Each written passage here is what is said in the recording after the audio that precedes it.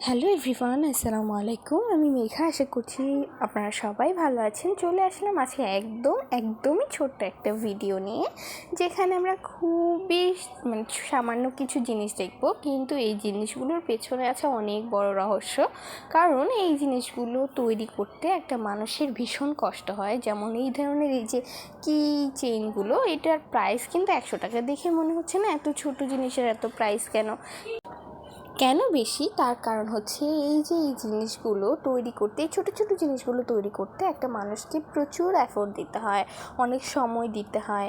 এগুলো হয়তো তৈরি করার জন্য খুব কম টাকার জিনিস প্রয়োজন হতে পারে, কিন্তু এই যে শ্রমটা দিচ্ছে, মানুষটা সময় দিচ্ছে, ইভেন তার শরীরে হয়তো অনেক সময় এগুলো তৈরি করতে করতে ব্যাক পেনও তৈরি হয়ে যায়।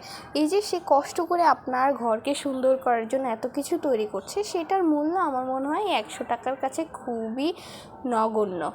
কিন্তু এই জিনিসগুলো দেখলে যে কোনো মানুষের মন প্রাণ সব জুড়িয়ে যাবে। দেখলেই এত সুন্দর লাগে এই জিনিসগুলো। প্রত্যেকটা প্রোডাক্ট, জিপসামের প্রোডাক্ট, ক্যান্ডেলের প্রোডাক্ট, এবং এখানের সাথে কিন্তু আরও ছোটো ছোটো বিভিন্ন খাওয়ার জিনিস ছিল, যেমন কেক, তারপরে হচ্ছে আমাদের সবার প্রিয় কুনাফা চকলেট। তারপরে এখানে আরও ছিল হচ্ছে আমার খুবই পছন্দের হচ্ছে প্রদীপ। এটা আমার আসলেই ব্যক্তিগতভাবে খুব পছন্দ। তারপরে এই যে 5 ফুলগুলো বা 5D বিভিন্ন কাজ, এই যে বিভিন্ন ধরনের ফুলদানিগুলো, এগুলো তৈরি করতে অনেক কষ্ট হয় একটা মানুষের।